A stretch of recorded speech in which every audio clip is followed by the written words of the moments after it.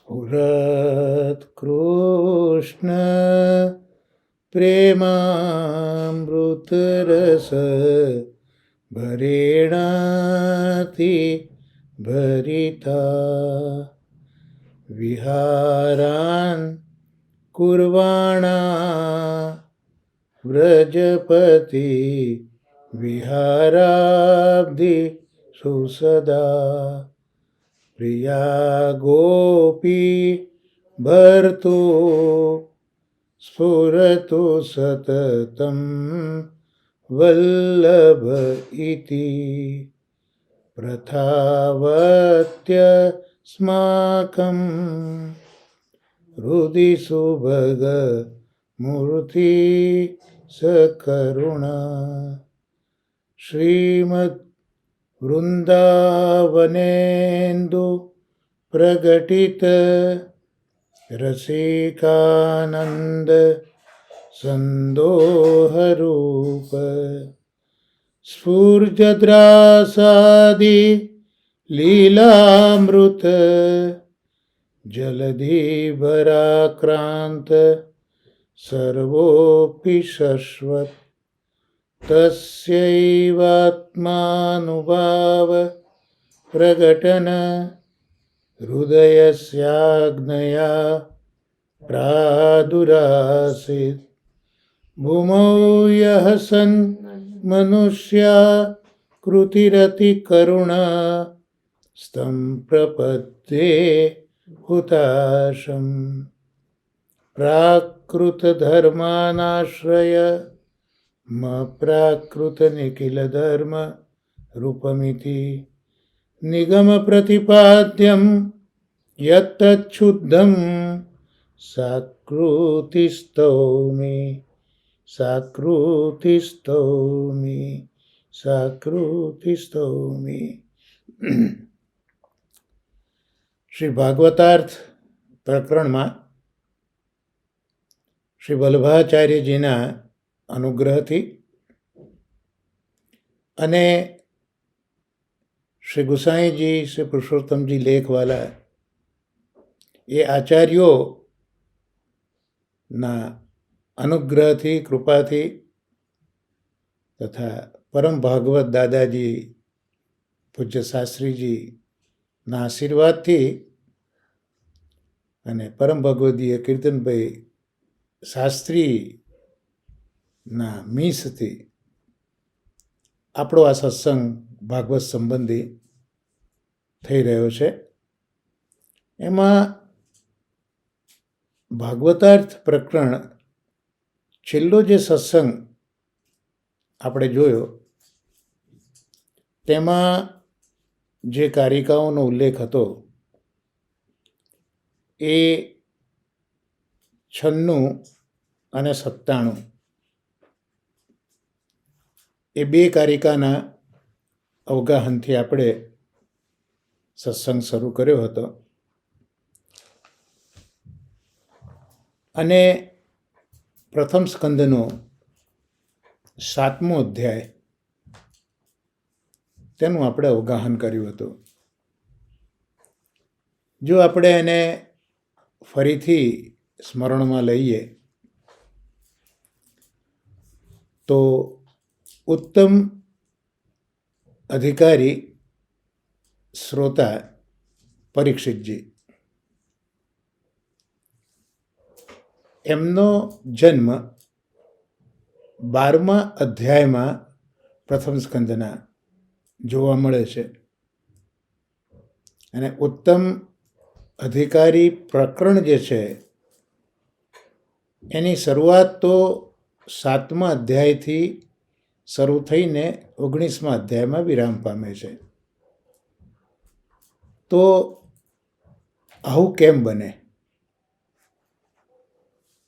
શા માટે પાંડવોની જીત અને એમનું સ્વર્ગારોહણ વગેરે મહાભારતના પ્રસંગોને 7મા અધ્યાયમાં ઉલ્લેખ કર્યો?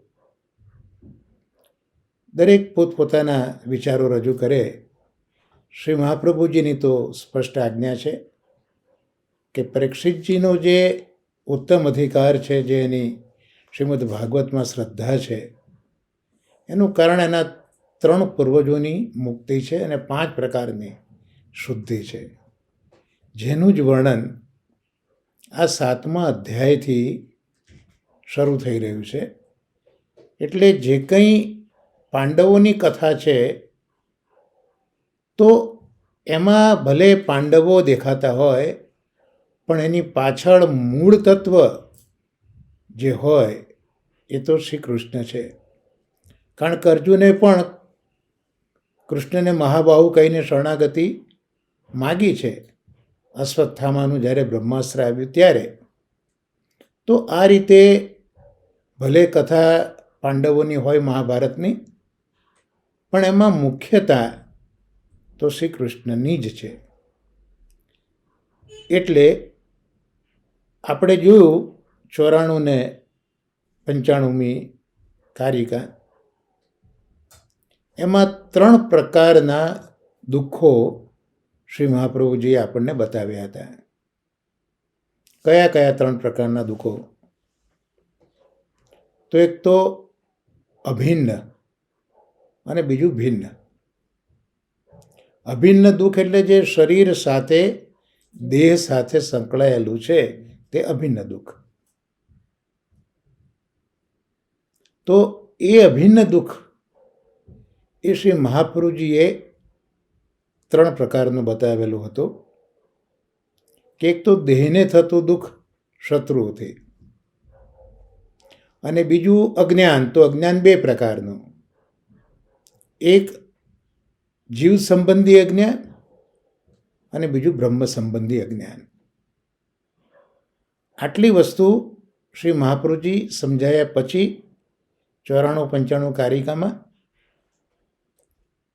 96 અને 97 કારિકામાં એ હવે સમજાવી રહ્યા છે કે આ 3 પ્રકારના જે દુઃખો છે, અભિન્ન 3 દુઃખો, દેહથી થતું દુઃખ, જીવ સંબંધી અજ્ઞાનથી અને બ્રહ્મ સંબંધી અજ્ઞાનથી. તો આ 3 પ્રકારના દુઃખોનું નિવારણ કરનારા શ્રી કૃષ્ણ છે. એટલે 7મો અધ્યાય જે આપણે જોયો ગઈ વખતે એના શ્લોકોના વિવેચન સાથે, ત્યાં આપણે એ જ જોયું કે પાંડવોને જે ઈચ્છેલું હતું તે મળી ગયું છે, અને અશ્વત્થામાનો જે ભય હતો તે દૂર થયો છે. પણ એ કોના દ્વારા થયો? તો કૃષ્ણ દ્વારા થયો છે. એટલે આ એક પ્રકારના દુઃખનું નિવારણ અહીંયા 7મા અધ્યાયમાં બતાવ્યું. એવી રીતે 8મા અધ્યાય અને 9મા અધ્યાયમાં એ પણ ક્રમશઃ જીવ સંબંધથી થતું અજ્ઞાન અને બ્રહ્મ સંબંધી થતું અજ્ઞાન એ ક્રમશઃ હવે 8મા અને 9મા અધ્યાયમાં દૂર થશે એવું મહાપ્રભુજી આજ્ઞા કરે છે. હવે આ 97 કારિકામાં એ પણ કર્યું કે ભગવાનની સ્તુતિ કરી. તો ભગવાનની સ્તુતિ એક તો દુઃખમાં થાય, ભગવાનની સ્તુતિ સુખમાં પણ થાય, અને ભગવાનની સ્તુતિ મુક્તિ માટે પણ થાય. તો આ 3 પ્રકારની સ્તુતિ એ મહાપ્રભુજી સમજાવે છે. એટલે જે 7મા અધ્યાયમાં જે અર્જુને સ્તુતિ કરી અશ્વત્થામાના આઘાતને દૂર કરવા, એ દુઃખમાં આવીને કરેલી સ્તુતિ છે. એટલે આ 7મા અધ્યાયનો અર્થ આવી રીતે શ્રી મહાપ્રભુજી સમજાવે છે કે 3 પ્રકારના દુઃખો અભિન્ન. એમાં 7મા અધ્યાયમાં આ અશ્વત્થામાનું કરેલું દુઃખ એ દૂર કરીને પાંડવોને જે જોઈતું હતું તે પ્રાપ્ત કરાવી દીધું છે. તો ત્યાં સ્તુતિ જોવા મળે છે 7મા અધ્યાયમાં, જે આપણે ગયા સત્સંગમાં જોયું. હવે 8મો અધ્યાય. તો 8મા અધ્યાયના અંદર આપણે પ્રવેશ કરીએ તો જોઈ લઈએ કે શું ઘટના બની છે. ઠાકોરજીએ પેલા અશ્વત્થામાએ બીજી વખત બ્રહ્માસ્ત્ર છોડ્યું છે પાંડવોના બીજને દૂર કરવા, જે બીજ ઉત્તરાના ગર્ભની અંદર હતું. અને ઠાકોરજીએ ઉત્તરાના ગર્ભમાં પ્રવેશ કરીને ગદા ગુમાવીને એ બ્રહ્માસ્ત્રના તેજને દૂર કરી દીધું છે. એટલે આ રીતે કૃષ્ણે ઉત્તરાના ગર્ભની રક્ષા કરી છે. આ કાર્ય સંપન્ન કર્યા પછી હવે પ્રભુ દ્વારકા જવાની તૈયારી કરે છે. દ્વારકા જવા લાગ્યા. એ વખતે મા કુંતા પોતાના પુત્રો અને દ્રૌપદીની સાથે આવીને શ્રી કૃષ્ણની સ્તુતિ કરે છે. એટલે 8મો અધ્યાય છે. એ 8મા અધ્યાયમાં કુંતાજીએ કરેલી સ્તુતિ છે. કારણ કે હવે જીત મેળવી લીધી છે. પાંડવોએ જોઈતું હાંસલ કરી દીધું છે. અશ્વત્થામા પણ ગયો છે, દુઃખ એનું દૂર થયું છે. જે કુટુંબના કુળના બીજ ઉપર જે આઘાત હતો તે પણ પ્રભુએ એ આઘાત દૂર કરીને એ ગર્ભસ્થ શિશુની રક્ષા કરી છે. તો આ રીતે સુખમાં હવે આ સ્તુતિ એ કુંતાજી કરી રહ્યા છે. એટલે ઉત્તરાના ગર્ભની રક્ષા કરનાર ભગવાન શ્રી કૃષ્ણની સ્તુતિ કુંતાજી કરી રહ્યા છે. એટલે પ્રથમ સ્કંદના 8મા અધ્યાયમાં આ સ્તુતિ કોઈક જગ્યાએ 17મા શ્લોકથી શરૂઆત છે એવું લખ્યું છે, તો કોઈક પુસ્તકોમાં 18મા શ્લોકથી સ્તુતિની શરૂઆત છે આવું લખ્યું છે. તો આપણા આ પુસ્તક પ્રમાણે 18થી 42 શ્લોકોમાં આ સ્તુતિનું નિરૂપણ છે. આ સ્તુતિ આપણે કુંતાજીની આજે જોઈશું. અને પ્રત્યેક શ્લોક એના ઉપર શ્રી વલ્લભે શ્રી સુરબોધિનીમાં શું બતાવ્યું છે તે પણ સમજવાનો, જાણવાનો એક અલ્પ પ્રયત્ન શ્રી મહાપ્રભુજીની કૃપાથી આપણે કરીશું. તો સ્તુતિની શરૂઆત કરીએ આપણે. એમાં 18મો શ્લોક કુંતામાં કહે છે, નમસ્યે પુરુષમ ત્વાદ્ય મીશ્વરમ પ્રકૃતે પરમ અલક્ષ્યમ સર્વ ભૂતના મંતર્બહિરવસ્થિતમ. એનો સામાન્ય અર્થ આપણે જોઈ લઈએ. તો કુંતામાં નમસ્કાર કરે છે, પુરુષને નમસ્કાર કરે છે. એ આદિ પણ છે, ઈશ્વર પણ છે, પ્રકૃતિથી પર પણ છે. બીજું એ અલક્ષ્ય છે, ઇન્દ્રિયો અને વૃત્તિઓથી જોઈ શકાતા નથી. કુંતાજી એવું કહેવા માગે છે કે આપ સમસ્ત જીવોની બહાર અને અંદર એક રસ થઈને સ્થિત છો, છતાં પણ ઇન્દ્રિયો અને એની વૃત્તિઓથી આપ જોઈ શકાતા નથી. એનું કારણ કે આપ પ્રકૃતિથી પર આદિ પુરુષ પરમેશ્વર છો. હું આપને નમસ્કાર કરું છું. એના ઉપર આપણે થોડુંક મહાપ્રભુજીની કૃપાથી વિવેચન સમજીએ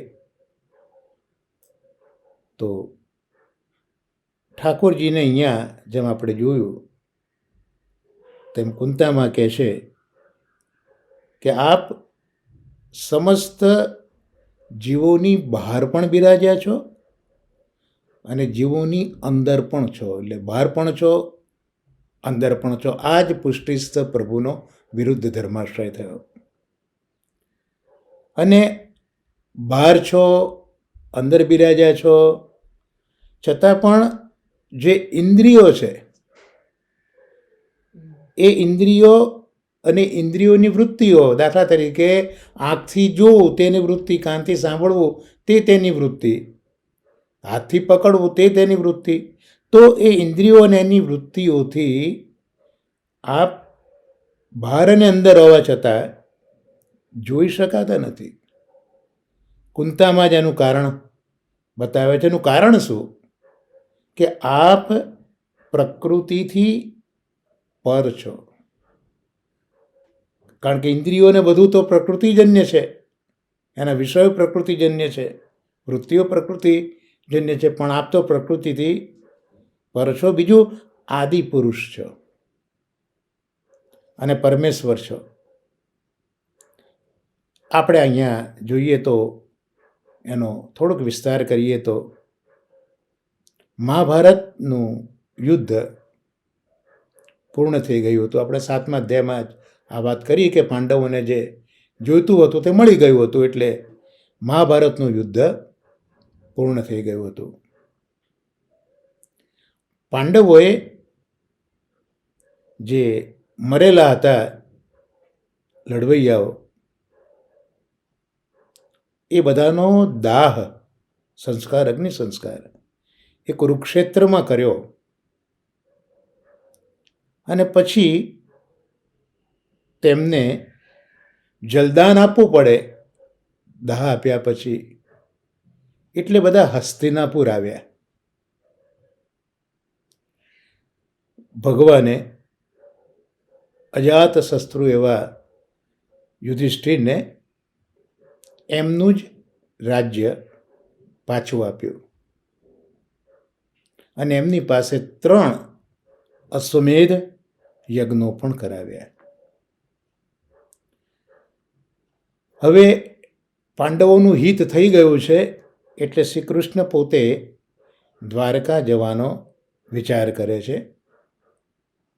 રથમાં સાથે સાત્યકી અને ઉદ્ધવ પણ બિરાજ્યા છે.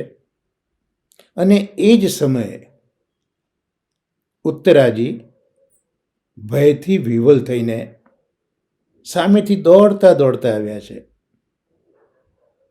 અને બ્રહ્માસ્ત્રથી તેમના ગર્ભની રક્ષા કરવા વિનંતી કરે છે.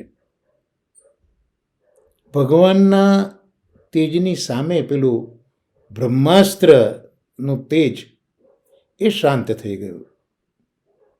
ભક્ત રક્ષા પ્રભુએ કરી અને હવે પ્રભુ પાછા જવા લાગ્યા. આ વખતે સતી કુંતાજીએ ભગવાનની સ્તુતિ કરી છે. એટલે આ સ્તુતિ ભક્તિ માટે કરી છે, કંઈ વસ્તુ પ્રાપ્ત કરવા નથી કરી.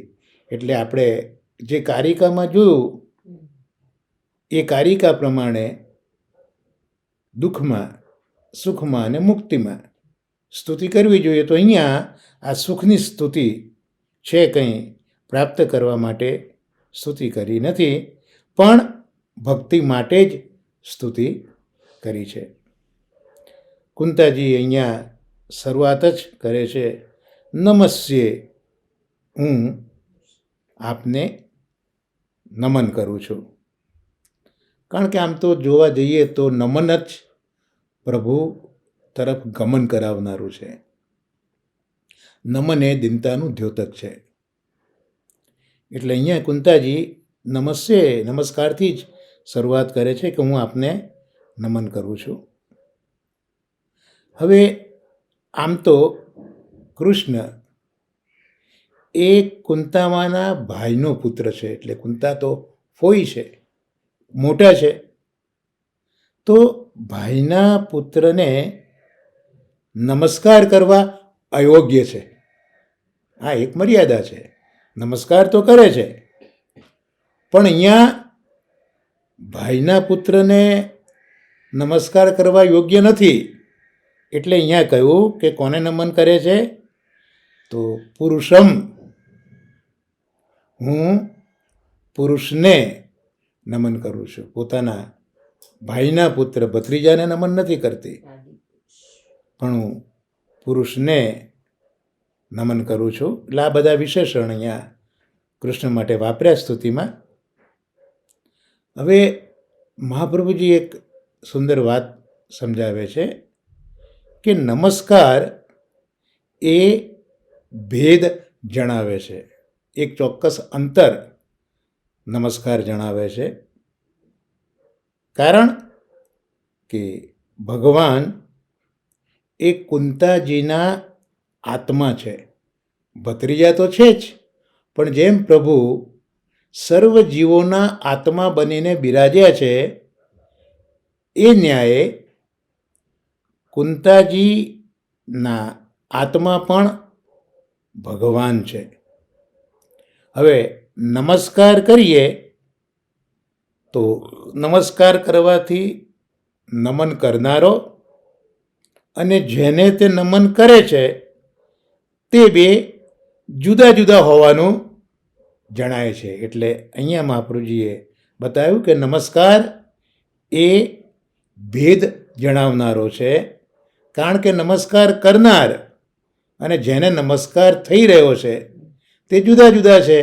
નમસ્કાર કરનાર કુંતાજી છે અને જેને નમન કરી રહ્યા છે તે એમના આત્માને એ નમન કરી રહ્યા છે. એટલે આ જુદા છે તેવું બતાવ્યું. એટલે જ એ નમસ્કાર ભેદ જણાવનારા છે.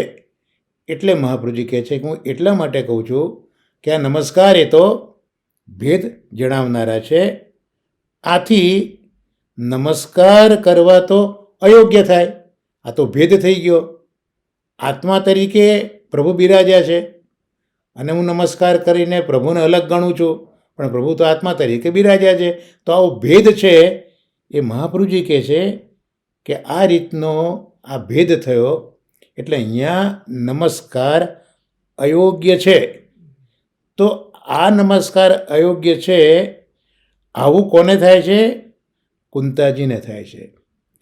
એટલે કુંતાજી અહીંયા આવી શંકા કરે છે કે નમન કરનાર અને જેને નમન થઈ રહ્યું છે એ તો ભિન્ન છે. તો આવી કુંતાજી શંકા કરે છે. એટલે તે અજ્ઞાની છે એમ કહેવા માગે છે કે પોતે અજ્ઞાની છે, એટલે આવું કહેવા માગે છે. કારણ કે શબ્દ વગેરેથી તે કૃષ્ણને જાણે છે. કૃષ્ણ શબ્દ શું છે, કૃષ્ણ કોણ છે એ તો એ જાણે છે, પણ આત્મા તરીકે એ કૃષ્ણને જાણતા નથી. અત્યાર સુધી પોતાનો ભત્રીજો છે એ રીતે કૃષ્ણને ઓળખ્યા છે, પણ કૃષ્ણ જ મારો આત્મા છે એવું એ જાણતા નથી. એટલે અહીંયા કુંતાજી અજ્ઞાની છે એવી રીતનું મહાપ્રભુજી સમજાવે છે. અને એટલે કૃષ્ણને આત્મા તરીકે જાણવા માટે નમસ્કાર કરે છે. એટલે અહીંયા શા માટે નમસ્કાર કરે છે એ એક કુંતાજીની ક્રિયાને પણ મહાપ્રભુજીએ ખૂબ સુંદર રીતે સમજાવી છે કે કુંતાજી અત્યાર સુધી કૃષ્ણને પોતાના ભત્રીજા તરીકે જાણે છે અને કૃષ્ણને આત્મા તરીકે જાણતા નથી. જો નમન કરનાર અને જેને નમન કરવાનું છે તે તો ભિન્ન છે, પણ કૃષ્ણ આત્મા તરીકે છે એવું કુંતામાં જાણતા નથી. એટલે અજ્ઞાની છે અને એ આત્મા તરીકે કૃષ્ણને હવે જાણવા માગે છે અને એટલે એ નમસ્કાર કરે છે. કારણ કે જો માત્ર કૃષ્ણ તરીકે જ જાણતા હોય તો એ પોતાના ભાઈ વસુદેવનો દીકરો છે, એ એમના ફોઈ છે. તો ખરેખર આ સંબંધમાં કુંતામાં નમસ્કાર કરે તે યોગ્ય નથી. કારણ કે નમસ્કાર કરનાર અને જેને નમસ્કાર થઈ રહ્યા છે તે ભિન્ન છે. એટલે કુંતામાને ખ્યાલ નથી કે આ કૃષ્ણ ન માત્ર મારો ભત્રીજો છે પણ આત્મા તરીકે છે, એટલે પોતાનું અજ્ઞાન છે, એટલે અજ્ઞાન છે માટે આ નમસ્કાર અહીંયા કરે છે કે જેથી એ કૃષ્ણને આત્મા તરીકે જાણી શકે. શ્રી કૃષ્ણનું અત્યારે જે સ્વરૂપ દેખાઈ રહ્યું છે તેમાં એક તો મનુષ્યપણું છે, ક્ષત્રિયપણું છે. આ વિચારથી કૃષ્ણને આત્મા કહેવો એ યોગ્ય ન કહેવાય. કારણ કે અત્યારે તો જે કૃષ્ણ અહીંયા બિરાજી રહ્યા છે એ કૃષ્ણનું સ્વરૂપ એક તો મનુષ્ય સ્વરૂપે દર્શન આપી રહ્યા છે, પાછા ક્ષત્રિય પણ છે. એટલે આ સ્વરૂપમાં કૃષ્ણને આત્મા તરીકે કઈ રીતે માનવા, એટલે આત્મા તરીકે માનવાનું યોગ્ય ન કહેવાય. તો આમ વિચારતા સત્ય સ્વરૂપ કહેવામાં ઉણપ રહે. આથી કુંતાજી દેખાતા સ્વરૂપને જ પરમાનંદ છે એમ કહીને નમસ્કાર કરે છે. એટલે કુંતાજી શા માટે નમસ્કાર કરે છે એનું કારણ મહાપ્રભુજી અહીંયા બીજું બતાવે છે કે દેખીતી રીતે જોવા જઈએ તો જે આ સ્વરૂપ છે દર્શન અત્યારના આપી રહ્યા છે તે મનુષ્યપણું છે, ક્ષત્રિયપણું છે, અને આના લીધે કૃષ્ણને આત્મા તરીકે માનવો યોગ્ય નથી, આવું અજ્ઞાન કુંતા માને છે. એટલે હવે જે કૃષ્ણનું બીજું સ્વરૂપ જે સત્ય સ્વરૂપ છે એ સત્ય સ્વરૂપને કહેવામાં આથી ઉણપ આવે. જો એમને ક્ષત્રિય તરીકે મનુષ્યપણા તરીકે કહીએ તો કૃષ્ણના સત્ય સ્વરૂપને કહેવામાં થોડી ઉણપ દેખાય છે અહીંયા. એટલે કુંતાજી આ દેખાતા સ્વરૂપને જ પરમાનંદ તરીકે માને છે અને એ રીતે નમસ્કાર કરે છે. તો નમસ્યે શા માટે નમસ્કાર કર્યા એ અહીંયા બતાવ્યું. કુંતાજી શ્રી કૃષ્ણને કહે છે આદ્ય અર્થાત કૃષ્ણ એ જ સર્વનું મૂળ છે. કૃષ્ણ જ સર્વનું મૂળ છે. પૂર્ણમદ પૂર્ણમિદમ પૂર્ણાદ પૂર્ણમુદચ્યતે પૂર્ણસ્ય પૂર્ણમાદાય પૂર્ણમેવાવશિષ્યતે. આયશા ભાષ્ય ઉપનિષદની વાત અહીંયા. કૃષ્ણ એ આદ્ય છે. આદ્ય એટલે જે પહેલેથી જ છે, અત્યારે પણ છે, જે હતા જ છે અને રહેવાના છે, એ આદ્ય. એનો અર્થ એ થયો કે આ દેખાતી બધી જ વસ્તુનું મૂળ જો કોઈ હોય તો આ આદિ કૃષ્ણ છે. એટલે કૃષ્ણ એ બિંબ છે, બાકીનું બધું એમનું પ્રતિબિંબ છે. પ્રકૃતિ, આકાશ એ પણ આમ તો આદ્ય છે, જડ પણ છે.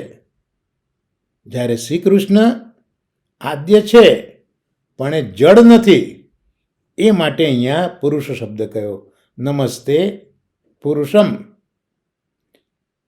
પુરુષ શબ્દ કેમ કુંતાજી કહે છે એ મહાપ્રભુજી અહીંયા સમજાવે છે કે ભાઈ આદિ તો પ્રકૃતિ પણ છે, આદિ તો આકાશ પણ છે, પણ એ આદિ હોવા છતાં એ જડ છે. જ્યારે કૃષ્ણ આદિ છે પણ એ જડ નથી અને માટે એ પુરુષ છે. એટલે પુરુષ શબ્દથી અહીંયા બતાવ્યું કે કૃષ્ણ આદિ તો છે પણ પ્રકૃતિ કે આકાશ જેવા જડ નથી, એટલે પુરુષ તરીકે કહ્યું. તે જ રીતે કૃષ્ણ જીવ પણ નથી, તે આદિ શબ્દથી જણાવ્યું. કારણ કે કૃષ્ણ એ જ પોતે બિંબ છે અને જીવો બધા પ્રતિબિંબ છે. એટલે કૃષ્ણ જીવ પણ નથી, તે આ આદ્ય શબ્દથી બતાવ્યું છે. અને શ્રી કૃષ્ણનું પોતાનું જ વાક્ય છે કે આ જગતનો હું પિતા છું. આમ શ્રી કૃષ્ણ એ સર્વનું કારણ હોવાથી પિતારૂપ પણ છે. કુંતાજી હવે આવા શ્રી કૃષ્ણને પુરુષ તો કહે છે, આદિ કયું, આદિ પુરુષ કયું, હવે ઈશ્વરમ, હવે ઈશ્વર તરીકે ઓળખ આપે છે. અને બીજી પ્રકૃતિ હે પરમ, એટલે પ્રકૃતિથી પર છે. એટલે આ શ્રી કૃષ્ણ આદિ પુરુષ છે, એ હવે ઈશ્વર પણ છે અને પ્રકૃતિથી પર છે. આવું કુંતાજી કૃષ્ણને કહી રહ્યા છે. આ કુંતાજી શા માટે આવું કહી રહ્યા છે, ઈશ્વર અને પ્રકૃતિથી પર? તો એ બતાવવા માટે કહ્યું કે પોતાનું ઈચ્છેલું પ્રાપ્ત થાય તે માટે આ બે રૂપ કયા. કુંતાજીએ જે કંઈ ઈચ્છ્યું હોય તે પ્રાપ્ત થાય માટે કૃષ્ણને ઈશ્વર પણ કહે છે અને પ્રકૃતિથી પર કહે છે. આ બે વિશેષણો એટલા માટે કે પોતાનું ઈચ્છેલું પ્રાપ્ત થાય. તો આમાં જે વસ્તુ ઈચ્છી હોય તે બે પ્રકારની હોય.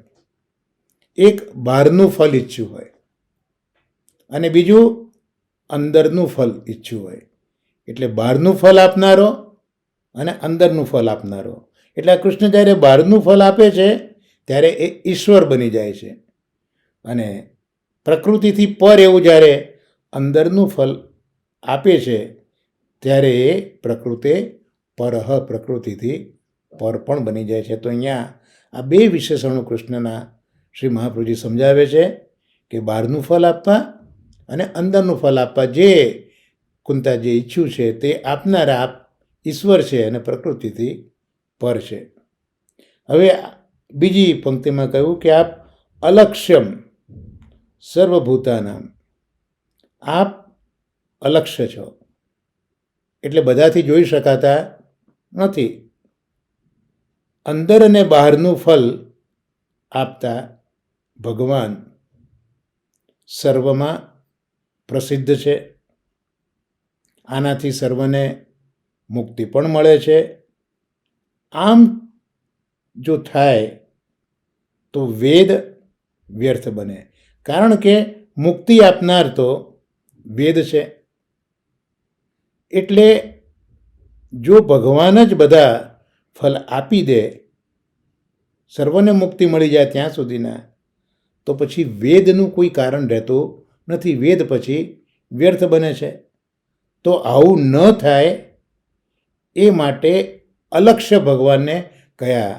એટલે જે મુક્તિ વગેરે ફળ છે એ વેદ પણ નથી આપી શકતા એવા ભગવાન છે.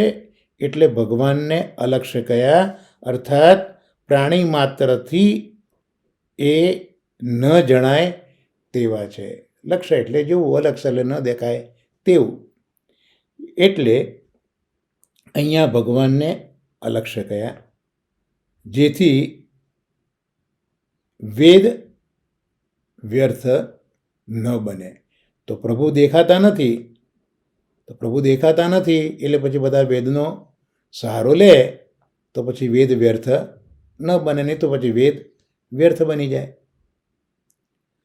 અલક્ષ્ય હોવાથી એટલે પ્રાણી માત્ર એને જાણી શકતા નથી, એટલે કાર્ય દ્વારા પણ જાણી શકાતા નથી. પ્રભુના કાર્ય દ્વારા પણ એ જાણી શકાતા નથી, કારણ કે તે અલક્ષ્ય છે. એ પ્રાણી માત્ર એમને જાણી શકે એવા નથી. એનું કારણ એ કે કાર્ય અને કારણ કોઈ પણ સ્થળે એક સાથે મળતા નથી. કાર્ય જુદું હોય, કારણ જુદું હોય. કંઈ કારણ હોય તો કાર્ય થાય ને. એટલે કારણ હોય ને કાર્ય થયું એટલે કારણ તો જતું રહ્યું, માત્ર કાર્ય રહ્યું. તો કાર્ય અને કારણ એ કોઈ પણ સ્થળે એક સાથે રહેતા નથી. અહીંયા ઠાકોરજી તો શું છે, કાર્ય પણ છે અને અહીંયા કારણ પણ છે કુંતાજીની દ્રષ્ટિમાં. એટલે એ ઠાકોરજી જ અત્યારના કાર્યકારણ સ્વરૂપે એક સાથે રહ્યા છે, પણ એ કાર્યકારણ કોઈ પણ સ્થળે એક સાથે મળતા નથી. આથી બ્રહ્મા વગેરે પણ ભગવાનને જાણી શકતા નથી. શ્રીમદ ભાગવતમાં બહુ સ્પષ્ટ સમજાવે છે કે ભગવાન જણાય પણ ભગવાનની લીલા એ જાણવી બહુ મુશ્કેલ છે. અલક્ષ્યમાં એટલે શ્રી કૃષ્ણ અને તેમનાથી લક્ષ્ય એટલે જણાતા, આ બીજો અર્થ કર્યો. એનો અર્થ એ કે કૃષ્ણ પોતે પોતાની મેળે જ પ્રકાશે છે, અથવા તો શ્રુતિ પ્રમાણે આપ ગુરુ દ્વારા જાણી શકાય તેવા છો.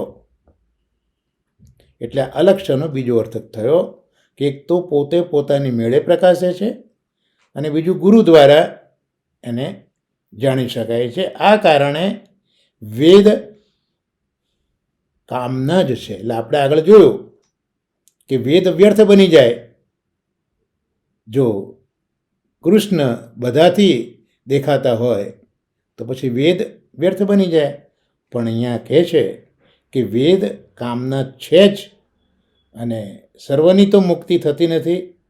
આથી ભગવાનને જાણવા એ કઠણ છે. ભગવાન કઈ રીતે જણાય? ભગવાન નથી સ્વરૂપથી જણાતા, અલક્ષ્ય છે એટલે ભગવાન નથી કાર્યથી જણાતા. તો એટલા માટે ભગવાનને જાણવા એના માટે વેદ જરૂરી છે. એટલે ભગવાન અલક્ષ્ય રહ્યા છે અને વેદની જરૂરીપણું અહીંયા વેદનું પ્રતિપાદિત થાય છે.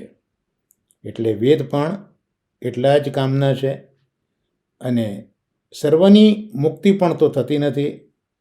આથી ભગવાનને જાણવા એ બહુ કઠણ છે. એટલે અલક્ષ્ય શબ્દ ઉપર શ્રી મહાપ્રભુજીએ આટલી સમજ આપણને આપી.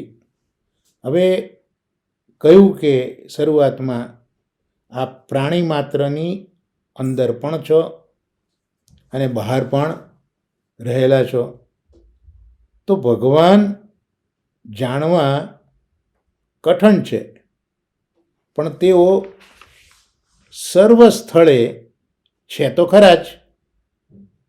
એટલે ભગવાનનું જ્ઞાન સહેલાઈથી પ્રાપ્ત થાય એવું છે. અલક્ષ્ય ભગવાનનું જ્ઞાન પ્રાપ્ત થઈ શકે છે એમ કહીને અહીંયા ભગવાનનો વિરુદ્ધ ધર્મ કુંતાજી બતાવી રહ્યા છે. એટલે ભગવાન અલક્ષ્ય છે, ઓળખાતા નથી, પણ ભગવાનનું જ્ઞાન તો સહેલાઈથી પ્રાપ્ત થાય જ છે, કારણ કે બધે જ બિરાજી રહ્યા છે. કારણ કે પ્રાણી માત્રની અંદર અને બહાર છે. એટલે ભગવાન જાણવા કઠણ છે, પણ સર્વ સ્થળે એ છે એવું ભગવાનનું જ્ઞાન તો સહેલાઈથી પ્રાપ્ત થાય તેવું છે. એટલે ભગવાન અલક્ષ્ય છે, પણ એ ભગવાનનું જ્ઞાન પ્રાપ્ત થઈ શકે એવું છે. આટલું અહીંયા કહીને મહાપ્રભુજી કહે છે કે ભગવાનનો વિરુદ્ધ ધર્મ એ અહીંયા બતાવ્યો છે. તો આજે 8મા અધ્યાયમાં શ્રી કુંતાજીની જે સ્તુતિ છે એ સ્તુતિનો પ્રથમ શ્લોક આપણે શ્રી મહાપ્રભુજીની કૃપાથી સુબોધજીના આધારે કંઈક સમજવાનો પ્રયત્ન કર્યો છે. નમસ્કાર માટે પણ કહ્યું, પુરુષ ભગવાનને કહ્યું, આદિ પુરુષ કહ્યું, ઈશ્વર કહ્યું, પ્રકૃતિથી પર કહ્યું, અલક્ષ્ય કહ્યું, બધા જ પ્રાણી માત્રમાં અંદર બહાર આપ બિરાજો છો. આ દરેક શબ્દો ઉપર શ્રી મહાપ્રભુજીએ અહીંયા આપણને સમજ આપી છે. તો હવે આપણો બીજો જે આજનો સત્સંગ છે એમાં પુષ્ટિ માર્ગના જે 5 તત્વ એમાંથી અગ્નિ તત્વ શ્રી વલ્લભ એનું અધ્યયન આપણે કરી રહ્યા છે. ગયા સત્સંગમાં શ્રી મહાપ્રભુજીની જે પરિક્રમા છે એમાં આપ શ્રી જગન્નાથજી પધાર્યા હતા, તેનો આપણે ઉલ્લેખ કરેલો. હવે જગન્નાથ પધાર્યા જગન્નાથપુરી, ત્યાં શું પ્રસંગો બન્યા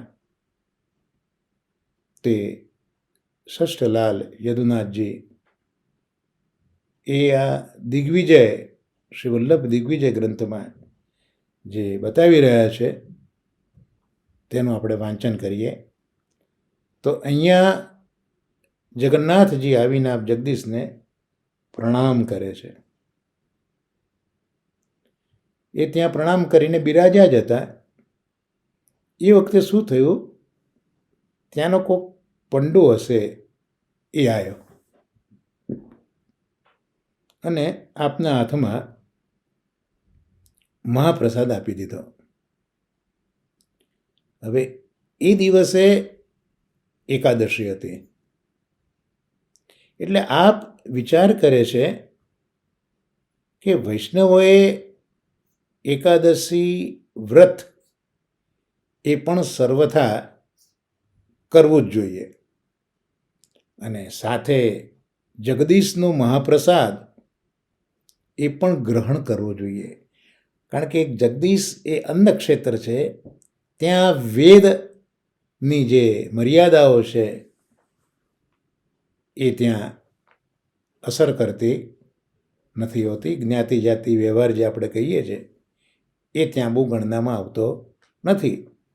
એટલે જગદીશનો મહાપ્રસાદ પણ ગ્રહણ તો કરવો જ જોઈએ. અને મહાપ્રભુજી કહે છે કે હું તો આચાર્ય છું, એટલે મારે તો આ બંને વાત પાળવી પડે, એટલે 11 પણ કરવી પડે અને જગદીશનો પ્રસાદ પણ મારે લેવો પડે. કારણ હું આચાર્ય છું એટલે મારે બંને વાત માનવી પડે. એટલે આપે શું કર્યું કે જે પ્રસાદ આપના હાથમાં ગ્રહણ થયેલો હતો એની શ્રી મહાપ્રભુજી સ્તુતિ કરવા લાગ્યા. અને સ્તુતિ કરતાં કરતાં કરતાં બીજો દિવસ થયો. બીજા દિવસનું પ્રાતઃકાલ થયું. તે વખતે આપ એ મહાપ્રસાદને ગ્રહણ કરે છે અને પછી જે નિત્ય કરવાના કાર્યો, જેને આહ્નિક તરીકે ઓળખવામાં આવે, એ બધા આહ્નિક કાર્યો આપે કર્યા. હવે ત્યાંના રાજાની વાત કરી તો ત્યાંનો જે રાજા હતો એને વિદ્વાનો સાથે વિવાદ થયેલો હતો અને એનો નિર્ણય કરવાનો હતો. એટલા માટે રાજા જ શ્રી મહાપ્રભુજીને પોતાની સભામાં લઈ જાય છે. અને જે વિવાદ હતો એ 4 પ્રશ્નોનો વિવાદ હતો. એ પ્રશ્નો આવા હતા કે શાસ્ત્ર કયું, દેવ કોણ, ગ્રંથ મંત્ર કયો અને કર્તવ્ય કર્મ કયું. આપણે બીજા બધા પુસ્તકોમાં એવું જોવા મળે છે કે મુખ્ય શાસ્ત્ર કયું, મુખ્ય દેવ કયો, મુખ્ય મંત્ર કયો, મુખ્ય કર્તવ્ય, આ ઉલ્લેખ જોવા મળે છે. તો આ વિષયમાં રાજાની સભામાં જે જુદા જુદા વિદ્વાનો હતા, જુદા જુદા વેદાંતને જાણનારા, એ બધા વિદ્વાનો આ નિર્ણય ઉપર આવવા માટે પરસ્પર ઝઘડતા હતા. તો આચાર્ય ચરણે પોતાના મતથી આ બધાને ચર્ચામાં પરાજિત કરી દીધા. એટલે પેલા પંડિતો હવે રાજાને કહે છે કે ભાઈ આવી રીતે નિર્ણય થયો ન કહેવાય. કેમ ન કહેવાય? તો જય અને પરાજય એ તો વિદ્યાને આધીન છે. શ્રી વલ્લભ પાસે વધારે વિદ્યા હોય તો શ્રી વલ્લભ જીતી ગયા. તો જય પરાજય એ તો વિદ્યા આધીન છે. એટલે આ નિર્ણય પેલા હારેલા પંડિતો કહે છે કે અમને ગ્રાહ્ય નથી. કારણ કે વધારે ભણેલો હોય એ ઓછા ભણેલાને દબાવી દે છે. એટલે શું થયું કંઈ આ સ્વીકારી લેવું એવું થોડું છે. એટલે હવે રાજાએ શ્રી જગદીશ આગળ પત્રિકા રાખી. આપણા પ્રસંગોમાં જોવા મળે છે કે શ્રી મહાપ્રભુજીએ જ આ માટે કહ્યું હતું રાજાને. જગદીશ આગળ પત્રિકા રાખી અને ભગવાને એના ઉપર શ્લોક લખ્યો અને ભગવાને પોતાનો અભિપ્રાય પણ આપ્યો. આ અભિપ્રાયમાં આપ કહેશે કે એક ભગવદ્ ગીતા જ એ મુખ્ય શાસ્ત્ર છે.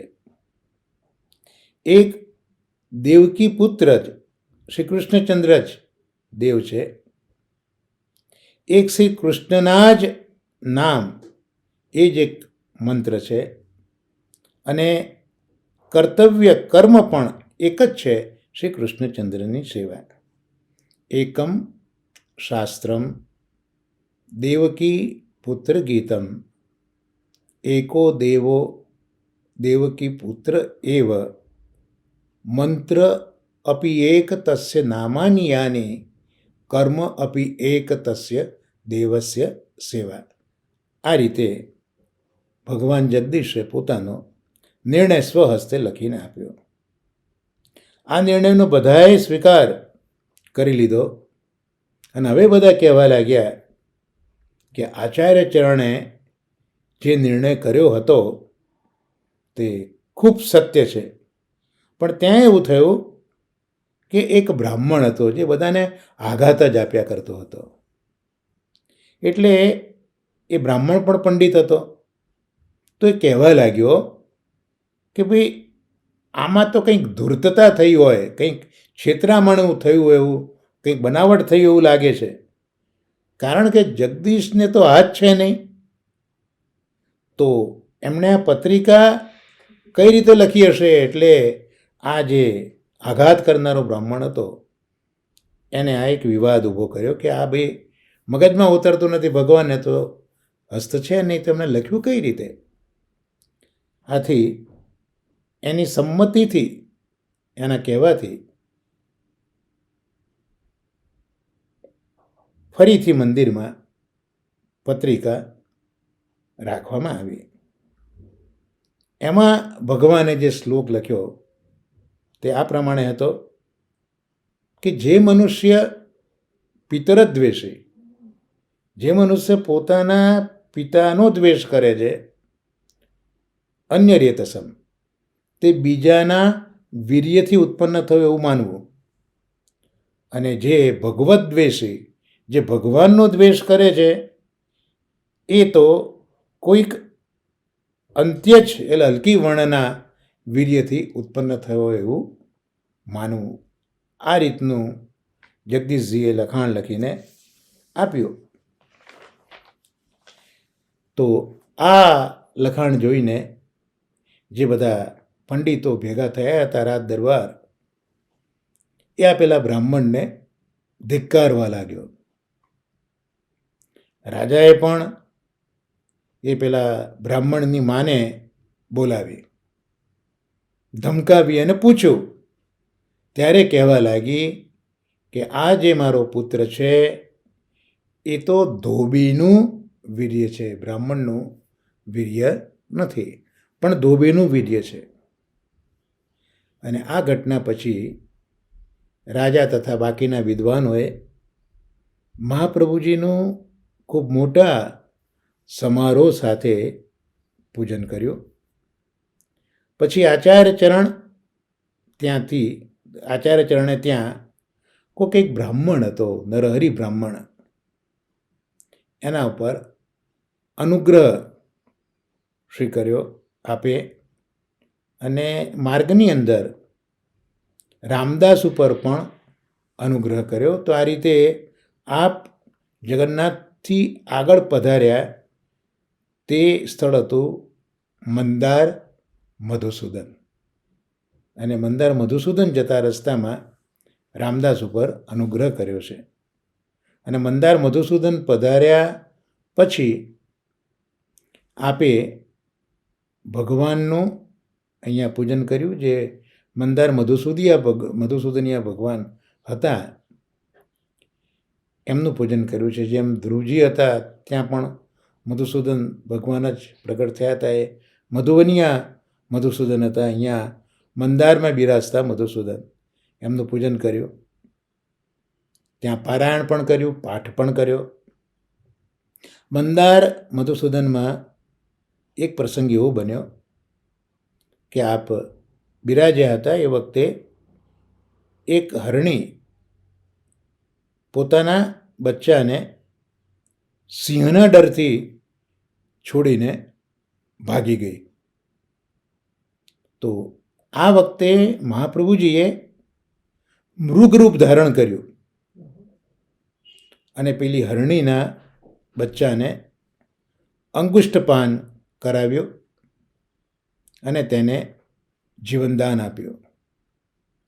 અષ્ટાક્ષર મંત્રનું દાન કરી એને પૂર્વ જન્મની સ્મૃતિ પણ આપી અને સિંહ વગેરેના ભયની નિવૃત્તિ માટે આપશ્રીએ તે બચ્ચાને સિંહના સ્વરૂપનું દાન કર્યું. પારાયણ સમાપ્તિ પછી આપ ત્યાંથી અનેક દેશોને પવિત્ર કરતા તથા અનેક આચાર્યોથી સમાગમ કરતાં કરતાં આપ હવે મહેન્દ્ર પર્વત ઉપર પધાર્યા. આ સ્થળે શ્રી આચાર્ય ચરણે પરશુરામજીના દર્શન કર્યા, કારણ કે પરશુરામજી છે એ મહેન્દ્ર પર્વત ઉપર આજે પણ બિરાજે છે. તો પરશુરામજીના દર્શન કર્યા, એ પણ ભગવદ અવતાર છે. દર્શન કરીને પ્રણામ પણ કર્યા અને પરશુરામજી આપશ્રીને કહેવા લાગ્યા કે જેવી રીતે વિષ્ણુના અવતાર મેં, એટલે કે હું વિષ્ણુનો અવતાર છું. પરશુરામજી કહે છે કે જેમ વિષ્ણુના અવતાર એવા મેં દુષ્ટ ક્ષત્રિયોને મારીને વૈદિક ધર્મનું સ્થાપન કર્યું, તેવી રીતે આપ પણ ભગવદ અવતાર જ છો અને એવા આપે સદ્ધર્મનું સ્થાપન કર્યું છે. એટલે મેં જેમ દુષ્ટ ક્ષત્રિયોને માર્યા, કારણ કે હું પણ ભગવદ અવતાર છું, આપ પણ ભગવદ અવતાર છો, તો આપે જે સદ્ધર્મ હતા એ સદ્ધર્મનું આપે સ્થાપન કર્યું છે. અને આથી અન્ય તીર્થોની જેમ અહીં પણ મને પ્રસન્ન કરવા માટે આ ભગવત પારાયણ કરવા પરશુરામજી ઠાકોરજીને વિનંતી કરે છે કે અન્ય સ્થળે આપે ભગવત પારાયણ કર્યું છે, તો અહીંયા પણ આપ પારાયણ કરો. આચાર્ય ચરણે તે આજ્ઞાનો સ્વીકાર કર્યો અને ત્યાં પારાયણ કર્યું. તો અહીંયા મહેન્દ્ર પર્વત ઉપર આપ બિરાજેલા હતા એ વખતે પાછો એક અદ્ભુત પ્રસંગ બન્યો છે, જે હવે આપણે આવતા સત્સંગમાં એ પ્રસંગનો વિચાર કરીશું કે મહેન્દ્ર પર્વત ઉપર કથા દરમિયાન શું થયું તેનું અવગાહન આપણે આવતા સત્સંગમાં કરી. આજના સત્સંગને વિરામ આપીશું આશ્રયના પદગાન સાથે. દ્રઢઈન ચરણન કેરો ભરોસો, દ્રઢઈન ચરણન કેરો, શ્રી વલ્લભનક ચંદ્ર છટાબીન, સબ જુગમાં જ અંધેરો ભરોસો, દ્રઢઈન ચરણન કેરો, साधन और नहीं आ कली में, जासूं होत निवेरो, सूर कहा कहे दुविध आदरो, बिना मूल को चेरो भरोसो, दृढ़ईन चरणन केरो, દ્રઢઈને ચરનન કેરો ભરોસો, દ્રઢઈને ચરનન કેરો. શ્રી વલ્લભાધીશ કી જય. શ્યામ સુંદર શ્રી અમને મહારાણીજી કી જય. શ્રી આચાર્ય શ્રી મહાપ્રભુજી કી જય. સર્વે વૈષ્ણવને મારાના વર્ષાના ભગવત સ્મરણ અને વંદન. આજનો આ સત્સંગ આદિપુરુષ અને પ્રકૃતિથી જે પર છે એવા ઈશ્વર શ્રી કૃષ્ણના ચરણોમાં નિવેદિત કરી આ સત્સંગને અહીંયા વિરામ આપીએ. વલ્લભાધીશ કી જય.